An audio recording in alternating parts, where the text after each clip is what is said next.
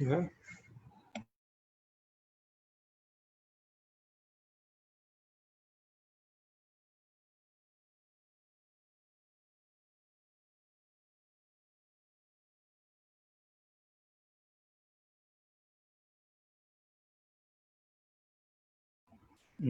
Ashish, I think Mr. Rai was here.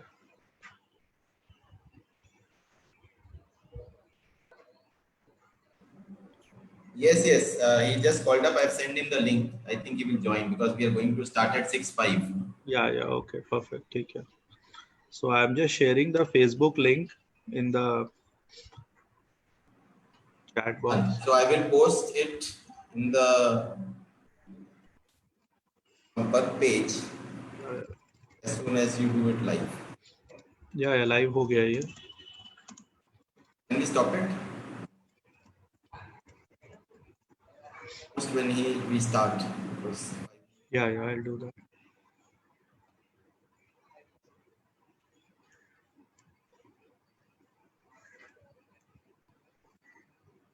Post कर दूंगा, आप लिंक पोस्ट कर दीजिएगा जब आप लाइव करेंगे. Sure.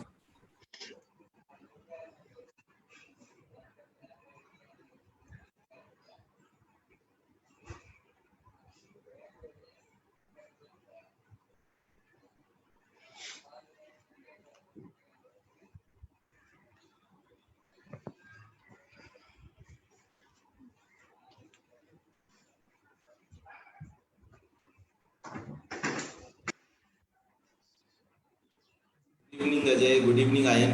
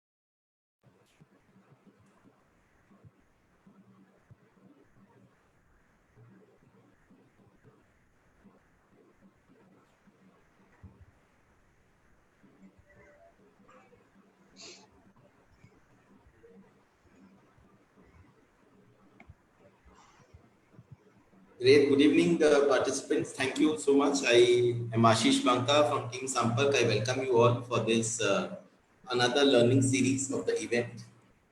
We'll start the session shortly. Please stay tuned. Today, we have a very interesting session and a very renowned personality. Team Sampark and Suskan Consultants Private Limited have brought together this session of CEO and HR then and now series. This is the fifth part of the series which we started 5 weeks back, and the entire idea of this series is to bring renowned CEOs to this session and share the insights, have a great learning time, and also most importantly to know and understand in terms of what they think as a leadership level. It's a very difficult and challenging task, and who will be the best to do it from them. I have also with me Mr. Saurav Jain, and we will co-host this session together and bring the best out of it. And we'll try to give you as much as good insights as possible. We'll wait for Mr. Vikram Rai to join. A very important disclaimer, which I have to say it as we do it in part of every session, that all discussion done today is based on the individual ideas, thoughts, and relevance, and is not specifically to any company, industry, or individual. So while we will be candid in the discussion, it's also important that we remain the confidentiality of the same. We will just wait for Mr. Rai to join and take this forward. I think Mr. Vikram Rai has joined, and I will just unmute him. Good evening, Mr. Vikram. Am I audible to you? Great. You're audible.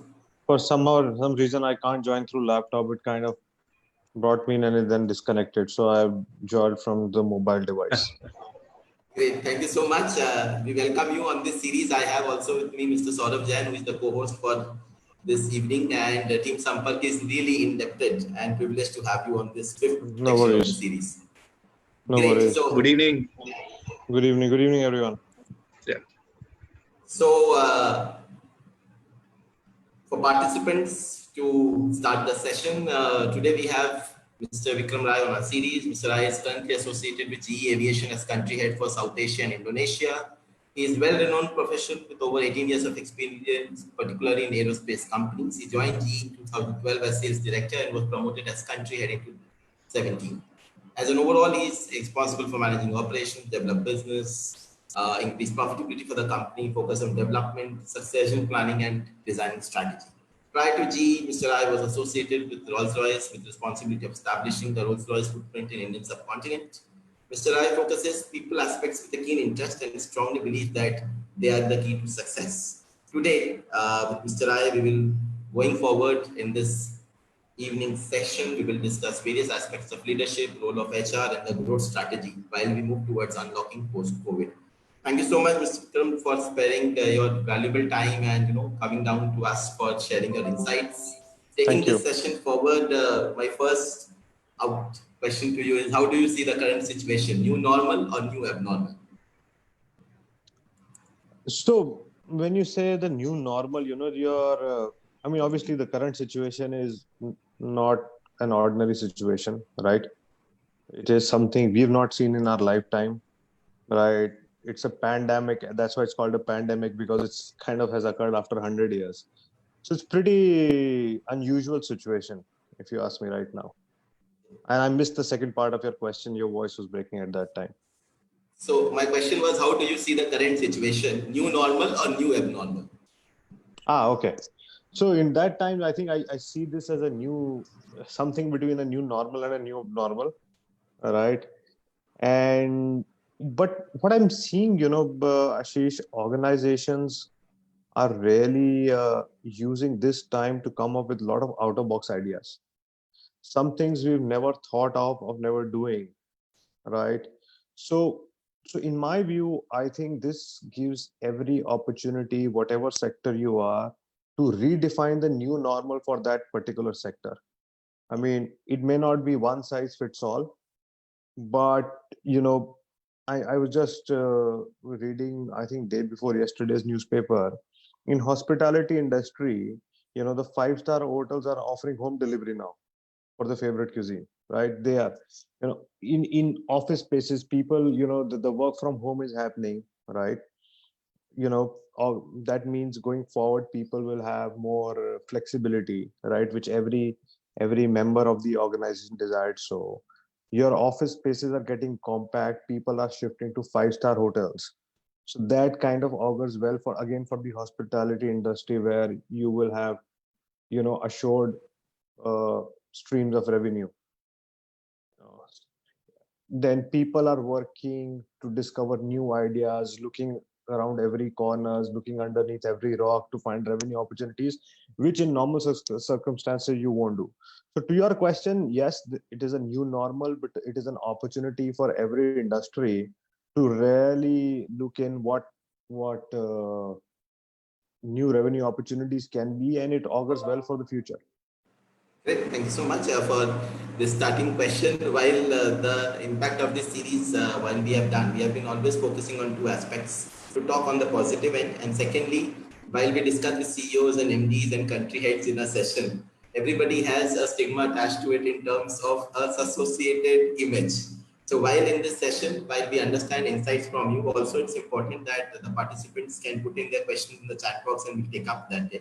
But the Sure. most important question while we, whenever we interview a leader, specifically such a leader of such a global company, simple question, leadership for you. Yeah, Ashish, your voice is breaking in. How do you define leadership? So the question is, how do you define leadership? Yes. Okay. So again, leadership is something, in my view, which is three things, if you ask me. A, to put this definition within a boundary, that's not leadership, first of all. You don't define it, right? Second is, it is very much organization and organization culture centric. But if you ask me, how do you define leadership is, it's really,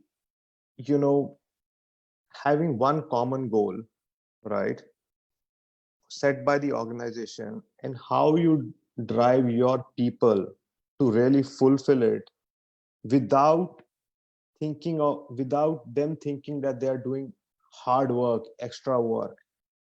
It should come as something, very normal. People should be very passionate and committed to that. To me, that's leadership. If you can motivate a bunch of individuals to really execute that goal without overburdening them feeling overburdened, them feeling tired, them feeling stressed, then you've got to that goal. Wonderful, wonderful thoughts, Mr. Vikram. I think that's really indeed a real definition of leadership. But also going forward in these terms, COVID specifically has impacted many industries, and some industries have got a boost also. But in a generic, how do you feel the current companies have been coping up with COVID-19, specifically in the aspects of finance and company culture?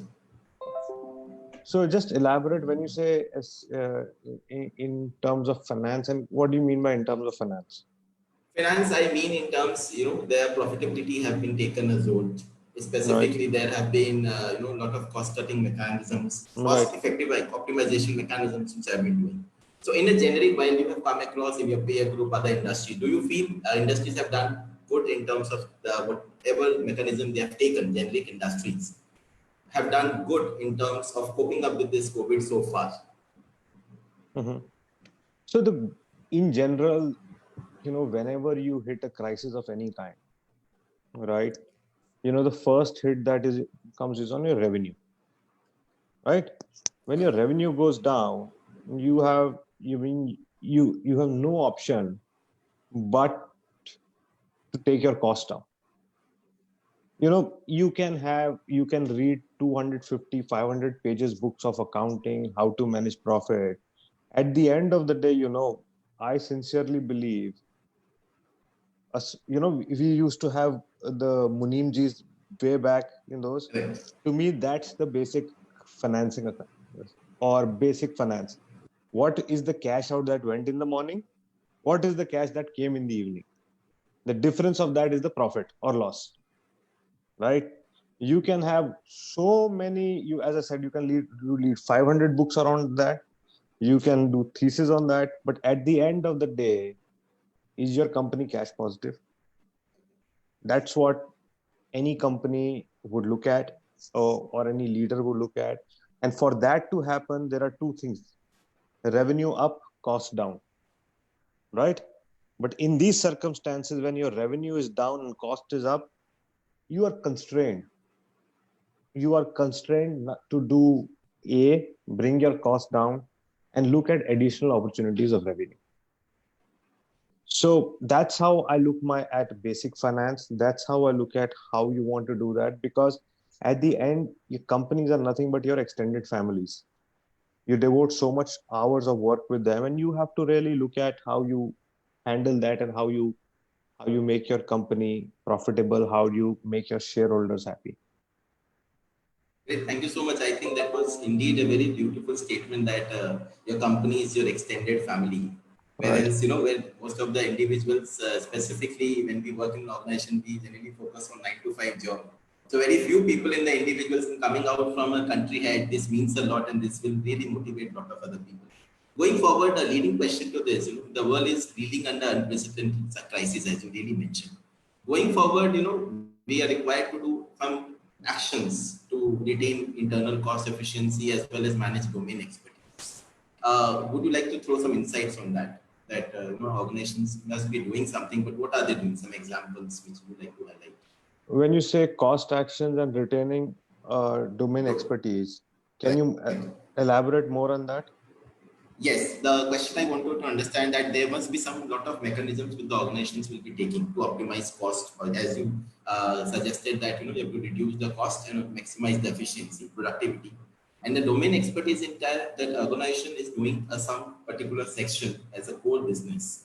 In this time, does it looks as an opportunity to diversify itself to do something else? Because So I get your question. So look, when the organizations are taking cost actions, yeah, right?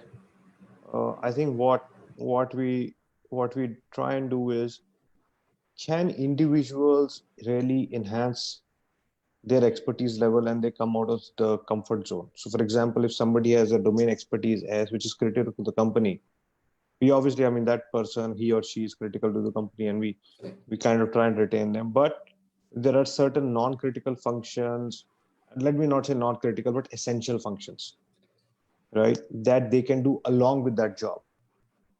And then you will see that in coming days or years, there'll be a lot of focuses on dual responsibilities, right? And as HR leaders, you will see that the concept of just doing a core responsibility is gone.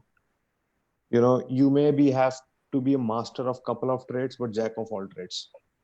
you know I firmly believe, there should be enough, and this is my personal view, there should be enough bandwidth, enough leeway in the organizations where the HR leaders can spread their function into sales, and sales can do vice versa. So that, both of you can sit across the table and chat about increments. you have really thrown us a real difficult challenge. Right. And while Right. I'll come to my next question is definitely HR, because we are doing, most of the HR leaders have joined us. They're viewing this online across India. Mm. So most important, what advice would you give to HR leaders, specifically, aspect of productivity and company culture in terms to manage this? The most of the HR leaders must be doing as per their organizations per se and whatever the bandwidth they gives. But in terms of you, how do you see HR as a function? And what is your main expectation, the CEO's expectation from an HR? So look, HR is an extremely critical function, right? Because they are the gateway to the people and talent acquisition, talent retention, training, etc. And people are the one who sustain, build, develop an organization, right? So there's there's no two ways about it, that it's an extremely critical function, right? The second is, the expectation from HR is, again, in what I've seen in multiple organizations across, is there is always this thin wall between individuals going and freely talking to HR and talking about it. Oh my God, I want to take to HR, Okay. right? So how do HR professionals diminish that wall is something I would look at doing that. There should be a real bonding between the company professionals and the HR professionals. So that's the critical piece of number one, right? Two is empathy, right? And this depends from HR professional to HR professional, how they handle, right? How you can be more empathetic towards needs and demands of talent, right? Like, maybe working from home, like flexible hours, and when they come and talk to you about performance, pay, organization culture, how you're able, if not solve, how you're able to put them in the right direction is extremely important. I think the next challenge which I see is organizational connectivity, team culture, because again, when this work from home culture develops, you will see, somehow the social connect between employees may go missing. That's my fear number one. So how does HR ensure that this thing does not diminish away? Great. Right. I I mean, think that's not only an HR prerogative. It's a company leader, business leader, but I think you guys are one of the key enablers to that. thank you so much for throwing us again a challenge on this, Right. and we are really working towards it. Taking this Yeah. question very importantly, as you mentioned about your expectation from HR, you must have come across and worked with several HR leaders in your previous organization, current organization. HR has moved from a transactional role to a transformational role, and specifically post-COVID, as they have been pushed against the wall to do some actions which they might have not think of it in terms of redefining the policies, redefining the benefits, perks. What do you think as an HR, while you mentioned three aspects to submit rules: connect, communication, and conduct, three C's of an HR, which leads into three P's: people, productivity, and performance. But in your view, as you spoke about multitasking, where HR didn't pick up, so do you feel that at this point, particular HR leadership, is open to this idea of multitasking in terms, or that is need of the hour where they will be pushed either at an individual level or for a company perspective level? So are this willing? It is a push factor or a pull factor? So I don't know about this push or a pull factor.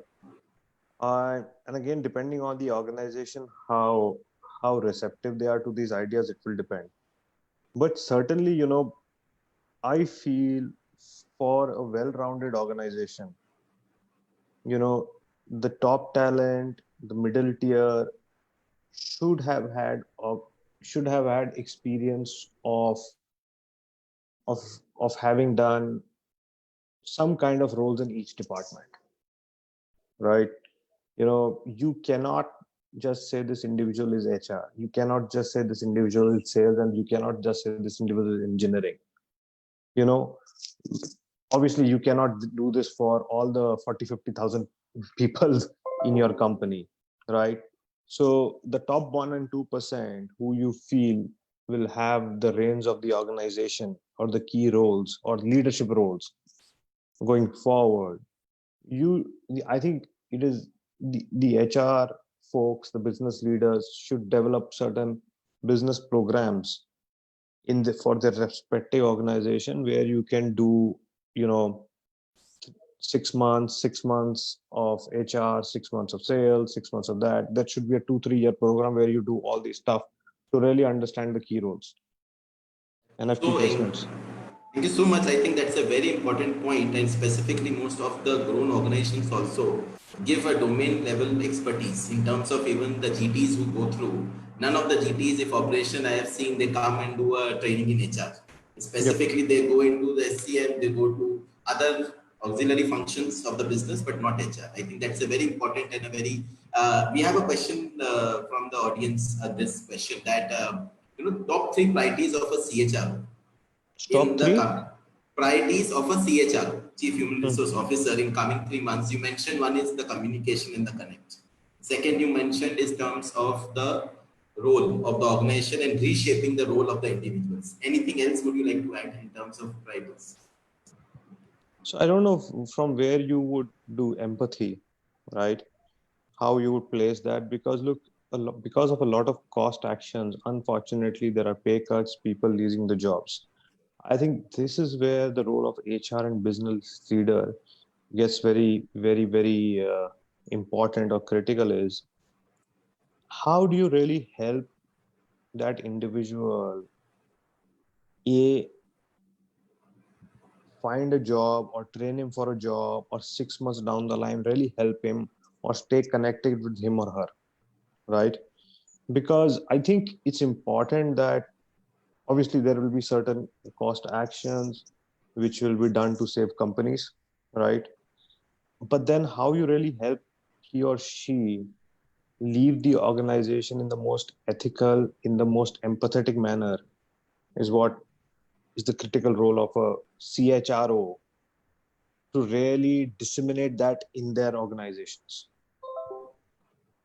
Thank you so much. I think that's really important because the same ideas were echoed by previous business leadership whom we had in the chat series. And everybody's priority at this point of time was empathy. How do you console and comfort the employees? Most importantly, it's also important, Mr. Rai, that while HR does the expectation delivering, there is also that automation will be an important part of the entire change management process. So, do you think at this point of time the organizations were going through a financial crunch in terms of financial? Is it the right time for them to invest in automation, or they should continue their process? So help me understand when you mean automation, what kind of automation? HR So automation. in HR Automation. automation, what would they do, right? So in Because terms of a work from home, suppose if I say, right, in terms of a right, work from home is a design policy, many organizations are making that policy. yep, So while work from home requires a tech setup, it requires a platform, it requires a lot of, in terms of other solutions, which are available with some organizations, but that right, comes with a cost. So I'm giving just right, an example, a basic example. So there can be a lot of other examples which HR might lead, come as to a business leader said, look, we can do this as part of, automation process, and this might help us into COVID. Do you think at right. this point of time, if as a business leader, if the organization has a financial, shortcoming and it is eyeing for next 3-4 months as a business plan and not taken that cost, do you think this is the time the business leaders will really say, no, look, hold on, we can invest in this. This looks good for the business, or do you feel you stop it in terms? So actually, the answer lies into what the organization wants to do, what is their financial status. But assuming the organization is able to do this financially, or so for example, if I was the leader of an XYZ organization, right, and I had this option, I would look at the NPV effect of cost saving if I had the cash, right? If I invest, say, X dollars now, how much I would save over the years? What is that NPV versus the investment I'm making today, right? If that makes sense, my answer would be yes, go ahead, do it. Great, thank you so much. Because I wanted this question to give a backdrop, because many of the HR leaders which we have spoken in our peer group came back Right. and said, we have proposed something to business leaders. Specifically, they are the people who will give you a nod because the cash comes out from there. Right. So specifically, most of them which I came back and I wanted you to tell everybody of that, it is possible only because you have concrete business plan in place, a proposal Correct. which associates with the utility as well as the finance. If that is not there, then And I would also probably add a softer point to is talent retention. I think a lot of people in the current circumstances and going forward want that flexibility, right? So people when they work for companies, obviously look at the company, the career growth, but a lot of them look at flexibility as well.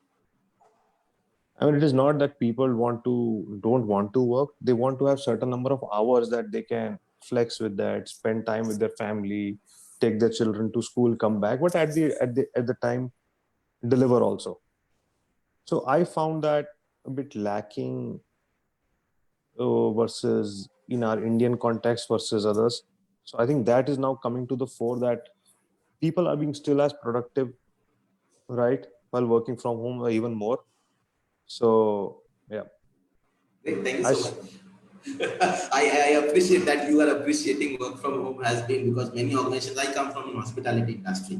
So where, it's difficult when we have people interaction, but suddenly we got a mail from a business leader that it is working fine because there's a cost optimization also happening parallelly. Mm-hmm. Last question to this section of HR, that with the increasing digitalization, we have a question from Mr. Ian in one of our panel that artificial intelligence, machine learning, there are a lot of automation which has come into aspect, which helps the decision making, strategy building, and HR leaders' role is also challenged, and the status quo is also challenged. Do you see that with the intervention of technology, the role of HR is reducing in days ahead? Or everybody, I heard business leaders say that everybody is HR.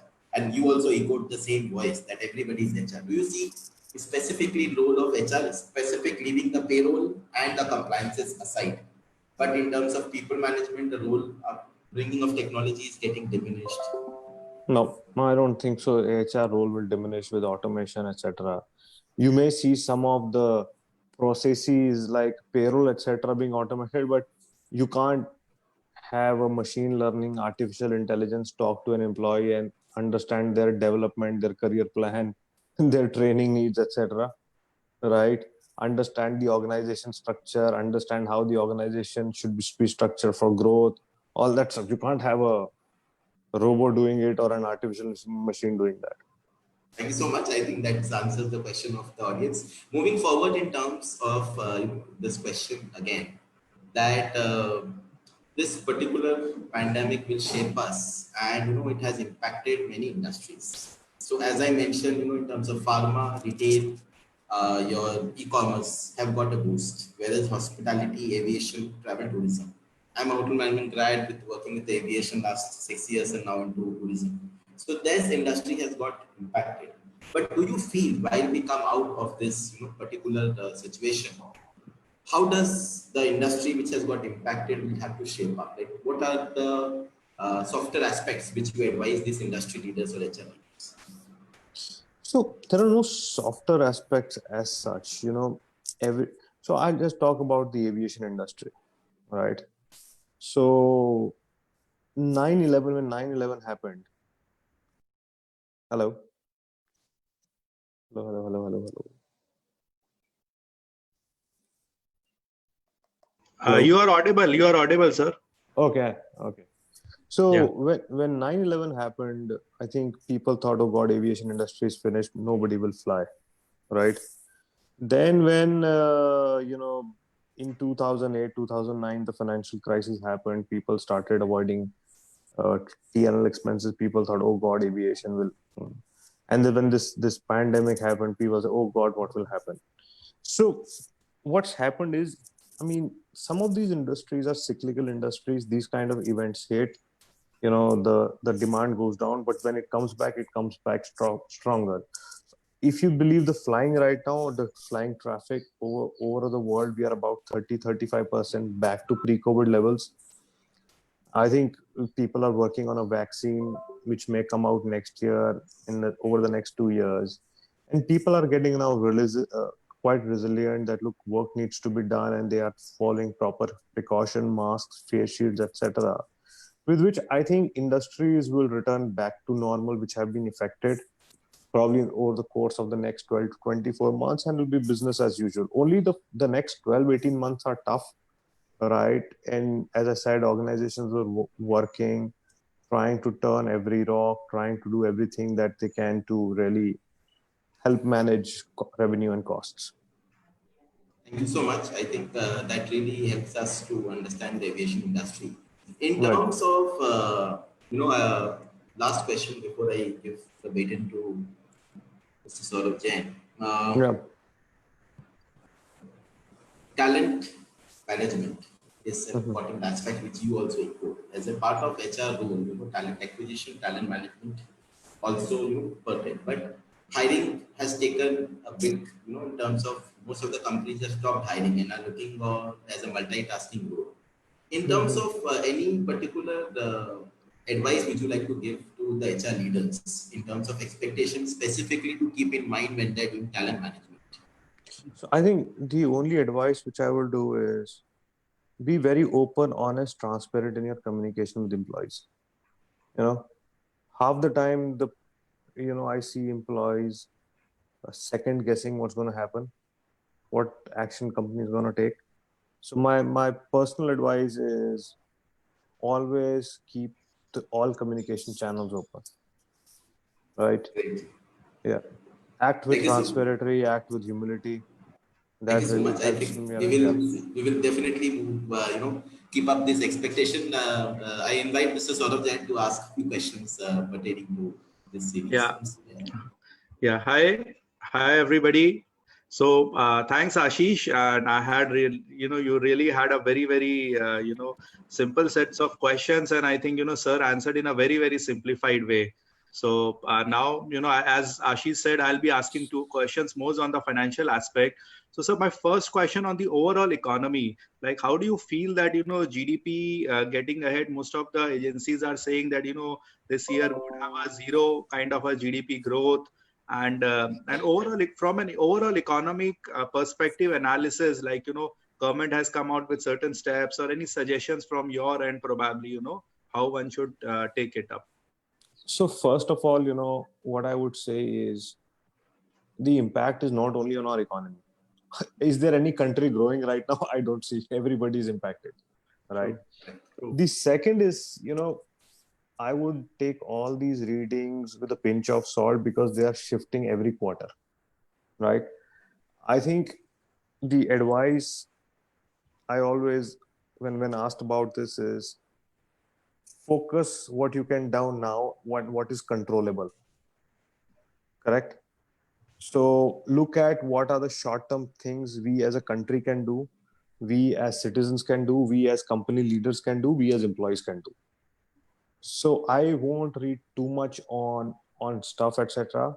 The third, the government of India, Make in India or Atmanirbhar Bharat is a superb initiative. We as citizens should try and participate as much as we can into that to make us a really self-reliant economy. Perfect. So, okay. So, on an overall economic front, as you said, that we need to be optimistic and accept the current challenge, current scenario, and live with it, and try to come out with some out-of-the-box solutions. Perfect. So, my second question is more towards the aviation sector. As you rightly pointed out some time back, that aviation has always been volatile. Some events happen, then people think that how much, whether it will revive or not. And again, asking on the current scenario, because of this fear, as we have seen that people have shifted more on the IT mode, like doing video conferencing, everything online, digitalized mode. So do you think that this will become a new normal set of things for many of the companies? And how much time do you think will it take for travel and business tourism to again rebound and recover? So to your question, will video conferencing and stuff will become new normal? I don't think so. Okay. Right. The reason I don't think so is I am myself facing challenges talking to customers over video conference on a phone. That people to people connect, you just cannot take away. Yes. Right. Sitting in front of them, reading their body language, explaining your side of things, listening to them, being understanding. You cannot do this through a tone of your phone or through a video conference. You cannot do that. So to me, I think, yes, this cannot be a new normal, right? So the second thing, when will we be back to pre-COVID levels? It's a crystal ball, right? But in my view, it's more of a personal view, is I think it's more of when the vaccine comes. Okay. And when we see this, cases going down, right, through proper social distancing, precautions, etc. And the third thing, what I see happening is there'll be travel bubbles being created between countries, depending on what kind of government to government agreements you can come up, like we saw India, US, India, Europe, Australia, New Zealand, etc. So depending on that, travel, tourism, economic interactions will take place. So we are about 12, 18 months away on getting back to, in my view, pre-COVID levels. Okay, perfect. And moving on to another interesting question on the personal finance front, because that's what we are expert and we do for a lot of our clients. So what your suggestion in terms of to the general employees or maybe general people in masses, how they should manage their personal finance at this point of time? And maybe you can coin some of your experience that how you would have done, and so maybe they can take and learn from your experience. So I'm not great at advising on a personal finance, but I'll share some of my anecdotes, right? Yeah. So I kind of try and learn from the master of finances, Warren Buffett, right? I think one of the quotes that still resonates with me is, first take out what you want to save and then spend the rest of it. Right? Perfect. That's number one. Right? Do that. I mean, you can have a laundry list of expenses, but how much of that essential is non-essential is, it is a personal choice. So True. I follow that. I take out certain sum of money, be it COVID, be it pre-COVID, and save that. And obviously, I mean, you should always have 2 to 3 years of house running expense, adequate insurances to maintain your your expenses so that it doesn't go out of control if a situation like this hits. What I see is people going into EMIs a lot, car loans, etc. So that's something we should all avoid, right? I mean, your loan liabilities, personal EMIs, etc., should not exceed more than 10 to 15% of your take-home salary, not the entire salary, Great. right? Thank you so much. I think that was indeed very advising for all of us because finance forms an important aspect to all our lives. Thank you, Mr. Saurabh, for asking these questions. I'll take this session forward from here. Yeah. And now we move on to a very interesting series which we call the Idiot Questions. Idiot questions. Okay. Idiot Questions. Idiot Questions is a series where we don't talk anything very heavy. We just talk about knowing about you as a person and leadership. So as your advice to a lot of students, HR professionals. So are there any students online? Yes, there are students online. So I have a question from students for students. So they have come back and asked, advice to students on their career planning, especially post-COVID, because most of them internship has got impacted, and most of them, the job offers which they got have been kept on hold. So what do you advise to these students? I also have got a personal message. There's a student who idealizes you, and he has been following your career over a period of time. So he has asked a question, but I will ask that question later. So what advice do you give to the student? So look, I mean, people who have been impacted by, so here is my first advice. Your first job, don't work for a company, work for a boss, right? You should try and join a startup, right? I mean, I myself joined a startup which was 4 or 5 people in the company in aviation, system integrators, right? And I used to do photocopying, I used to buy tenders, I used to write the tenders, I used to submit the tenders and do selling also when I was 21-year-old, and that is not long back. Okay, so join a startup, right? And learn as much as, do whatever you want, take risks, fail, and don't look at salary, guys, for your first 5 years. Look at the amount of learning you have, and look with the given the students are hearing me, right? I'll tell you, in 2002, I used to work at 200 rupees a day, and I was not paid for Saturday, Sundays. And my first take-home salary was 4,325 rupees, and that stayed for at least for 1 year, right? And the jump after I got was not great. I moved from 4,000 to 6,000 rupees, right? And then after that also I got a 10% increment. So again, you will see, oh my God, my friend has joined an XYZ multinational company. He's drawing so much. Don't look at that. Just look at how much learning you're getting. Just immerse yourself, be passionate about what you do. And whatever you do, be number one in that. Number two is not acceptable, non-negotiable, and give yourself 100%, because sometimes you do a task and, oh, I did my best. But heart of heart, you're not. When you've done your best, your heart really speaks to you and say, yep, you've done it.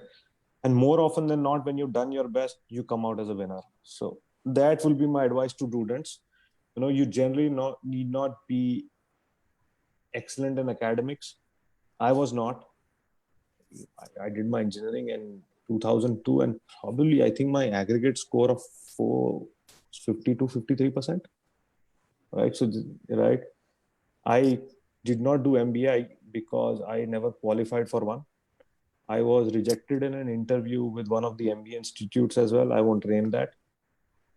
A top MBA institute. So don't worry, guys. I mean, you are young, you've got age on your side, just work and learn. so inspiring to hear, even experienced people got moved by this particular there. One question Yeah. also I've got, your journey towards becoming a country head. When we look at it and see as a career graph, as I told, one of the student titleizes and he has been following your career over a span.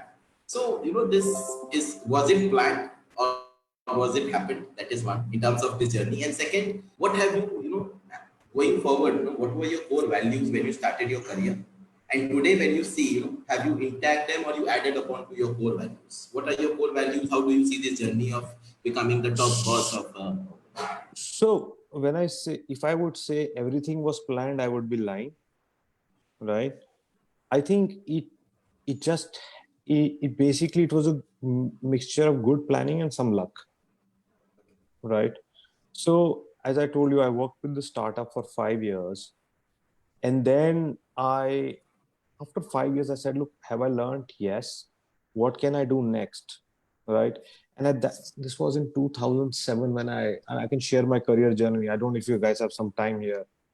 And Yeah. given its students, it kind of motivates me to speak to them so that they can kind of learn from this experience. So in 2007 October, I was promised something which, in 2007 March or April, I was promised something. In August, I learned that the startup company who promised will not deliver on that.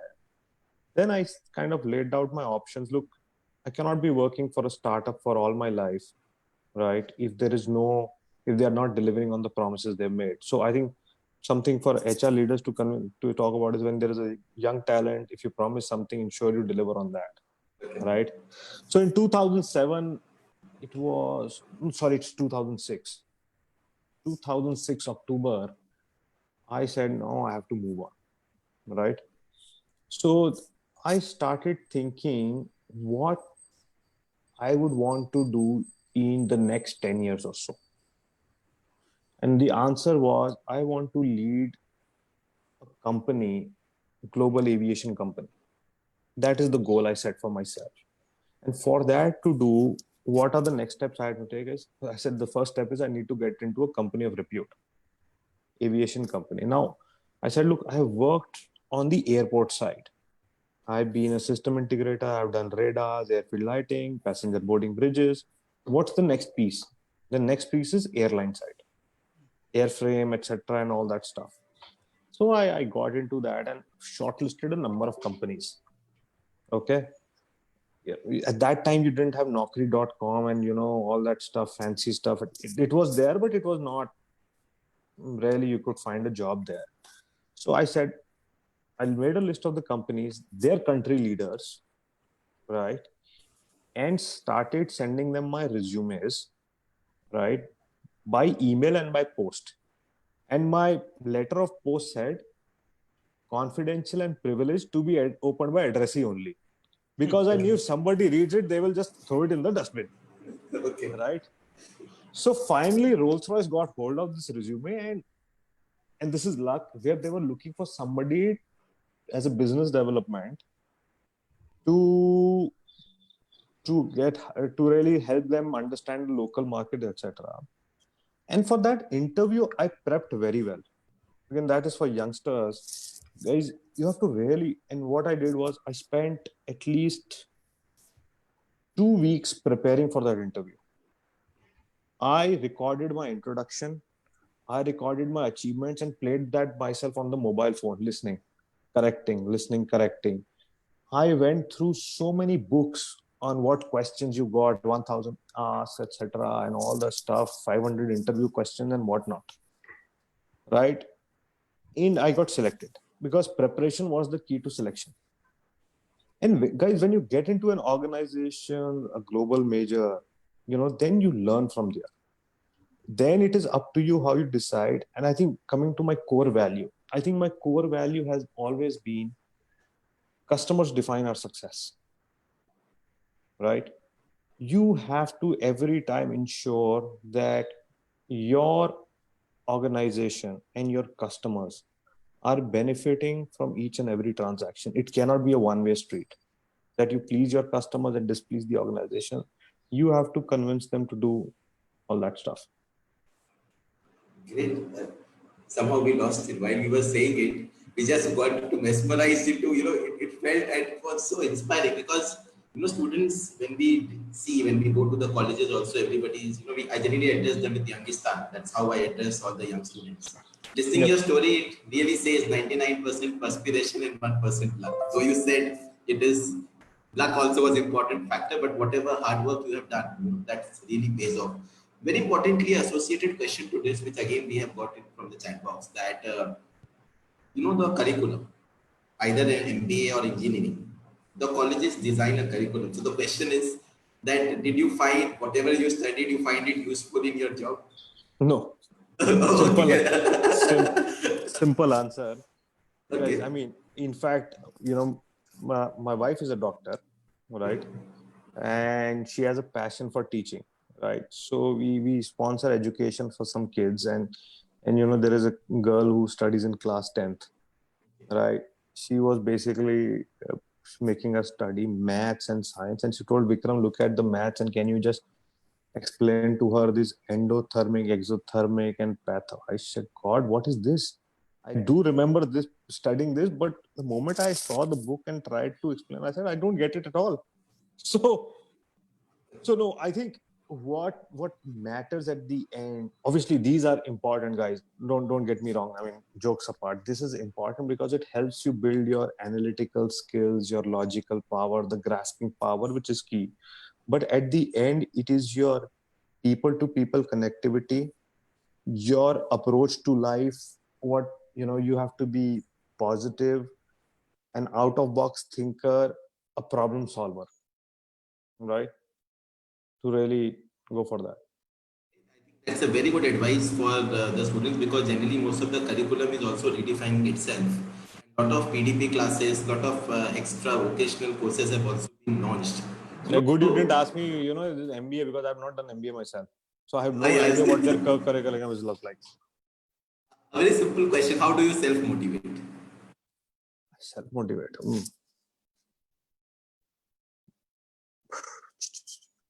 It's about going and doing. So I'll tell you, when people say this cannot be done, it's very difficult. I said, right, this needs to be done, right? Okay. So that's something which motivates me.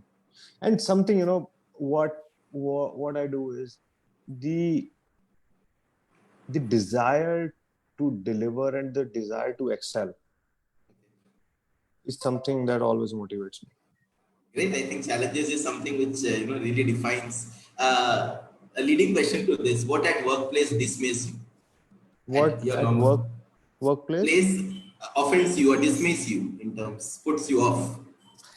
Honestly, Touchwood have had a fantastic team, a fantastic company. So nothing of that sort at my workplace that Okay. is that. Right. In personal life, what you don't like? In personal life, what I don't like people playing politics. Oh, Saying, great. yeah. Great. Right. I think I will not ask more of that. I understood. It is more of be direct, be transparent. A very important question has come from the audience again. Do you feel that every professional think and act like a salesman or like a businessman? What is the difference between a salesman and a businessman? In terms, we as HR professionals, we earlier used to say, sales is a different function. But over the period of time, we realized everybody, right from a child to adolescence, we are doing sales. So we are born salesmen. But Right. in terms of a businessman, salesman thinks about its own targets, whereas a businessman thinks about a collective. I would not say then he or she is a salesman or saleswoman. Okay. You can't be thinking about your own targets, right? A good sales business development person is the one which aligns the customer goals and organization goals to achieve the best outcomes. Thank you so much for this definition of salesman. In workplace, another question has come. What quality of an individual, as you mentioned that, somebody says you cannot do and if you want to do that, that is one of the quality. But at what quality of an individual or in a professional really impresses you? If you have to impress a CEO, how would you impress? How you get impressed? Deliverability and accountability. Okay. Right. I mean, you should as long as you are able to commit to something and deliver, that something impresses me. It should not be that you delivered 100, you committed 100 just for the sake of committing and delivered 50. That's not acceptable, Great. Thank right? you so much. Right. We will take that note of that. Another question: how do you see failures and how do you handle failures? So,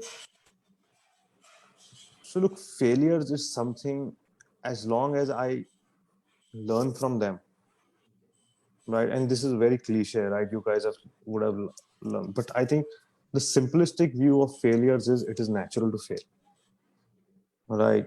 I have seen no organization, no individual who said I have had a successful journey, I have not failed at all. You know, I mean, just to my point, I have failed in exams, I have failed in interviews, not only professional interviews, but the MBA interview, which I talked about. I have had campaigns where I failed to sell. But what I do is, wherever that happens, I keep a diary, right? All those failures have been recorded in a diary, right? And I'll go back to my engineering days where I used to fail and fail a lot, you know. And my learning from that was my strategy was not correct, right?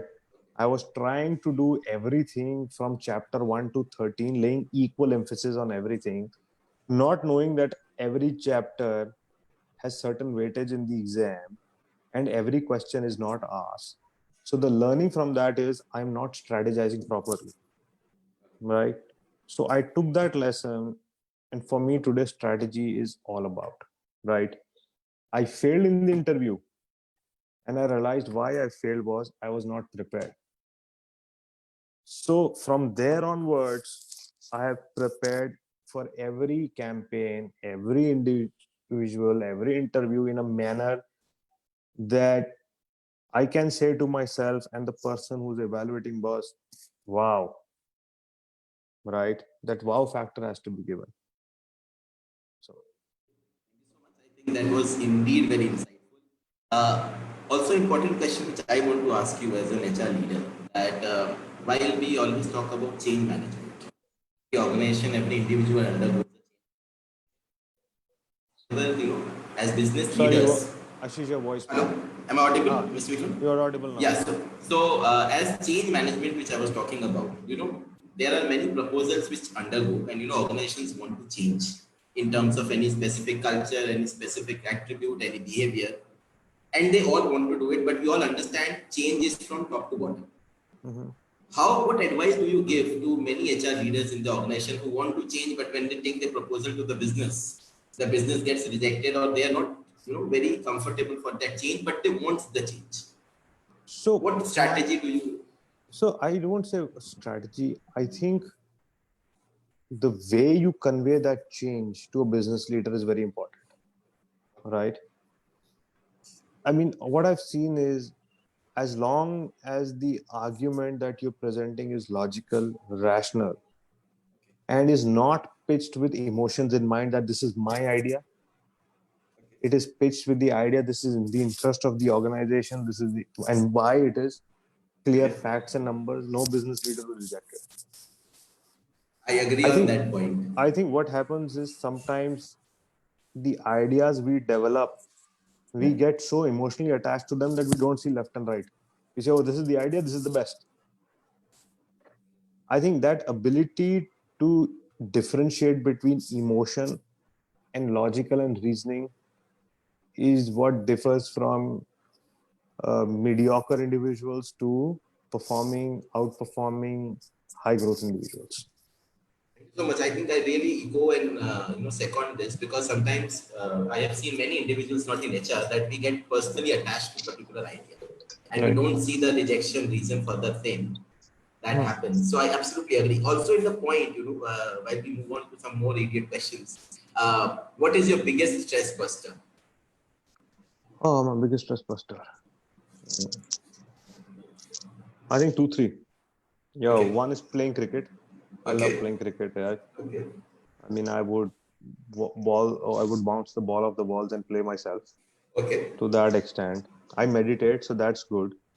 Okay. I like watching movies or YouTube comedy clips like Andaz Apna Apna and all that stuff. Okay. So I do that, yeah. Great. What is your favorite food? Favorite food? Well, look, I mean, I've had the privilege to travel around almost half of the world. Indian is the best. Okay. Right, right, Great. right. Who helped in your career? A good boss. So, like for you as a question, Yep. who helps in a career? This is again a question that's come from the audience. A good boss or a terrible boss? I think both. Okay. Yeah, because I've had in my career some very good bosses and some terrible bosses. And Okay. both were in a startup organization I worked with, Okay. right? And I can give you, for example, one of the bosses made me do photocopies. Only Okay. go there, go do photocopy. Okay. Boss, I mean, you're paying me for a photocopy, underline certain text, type. The idea is not to give up and really have the strength and the conviction that your talent will be discovered sooner than later, which happened, right? And my good boss, who was really in that startup company, what he did was he gave me mountains and mountains of work, and every time he criticized me to the extent that for any normal individual it will bring tears to the eyes. Was what happened? So as long as you can take that, these millennials can take that positively and really deliver on that, that's great. So as I'm a simple fundamental mantra is, as long as you're learning, don't worry about the boss. You should learn, you should feel satisfied that I've learned a new thing, right? And I'll tell you guys, I don't know how many students are there in that startup experience. There were a lot of foreign collaborations, and to manage costs, we didn't, and to build relationships, our company did never send taxis to pick people up, etc. I was the one who designated at 2 a.m. I used to pick those guys up, drop them to the hotel, and go back to my home, and then be at 9 a.m. in the morning. What it taught me was the ability to interact with a lot of foreigners and what culture it is, what is a multicultural environment. Thank you so much. I think that was indeed very insightful for the students. And while we move to the last, phase of the session, and while we do not even realize we have completed an hour of the and Is it? phase, and Okay, it's right. indeed, it go on and go on and go on because so much to learn. A last question, specifically Yes. from the HR professional, that there are many policies which we roll out in your career which you have worked. Any specific a best practice would you like to share and encourage audience or the participants or the HR leaders of various companies to adapt this best practice?